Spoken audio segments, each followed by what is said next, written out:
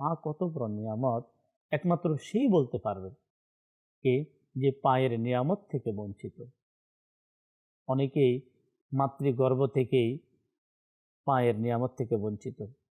অনেকেই দুনিয়াতে আসার পরে বিভিন্ন কারণবশত সে তার পাকে হারিয়ে ফেলে।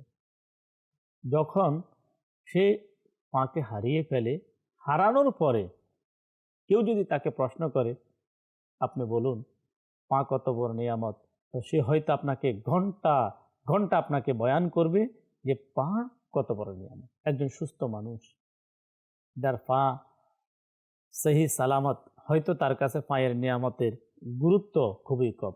একটি ছোট্ট একটি ঘটনা, প্রসিদ্ধ একজন আলিমে দ্বীন আল্লাহর ওলি হযরতে শেখ সাদি রহমতুল্লাহ তাআলা আলাইহির জীবনের মধ্যে একটি ঘটনা ঘটল। ঘটনাটি এমন ছিল, তিনি রহমতুল্লাহ তাআলা আলাইহি একবার চলতে গিয়ে ওনার পায়ে জুতো ছিল না, প্রখর রোদ ছিল, বালুময় রাস্তার মধ্যে তিনি হাঁটতে লাগলেন। ওনার জুতা না থাকার কারণে তিনি খুব কষ্ট অনুভব করলেন, আফসোস করতে লাগলেন, আমার জুতা নেই। হাঁটতে হাঁটতে যখন একটু সামনে গেলেন, তিনি রহমতুল্লাহ তাআলা আলাইহি এমন এক ব্যক্তির প্রতি ওনার দৃষ্টি পড়ল, যার দুটি পা নেই।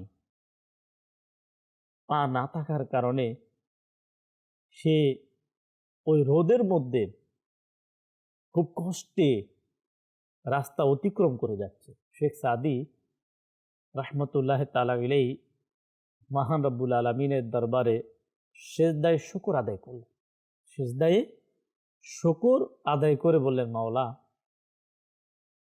আমার জুতা নেই, কিন্তু মাওলা তোমার শুকরিয়া, ওই ব্যক্তি তার পাও নেই, আমার তো পা সহি সালামত।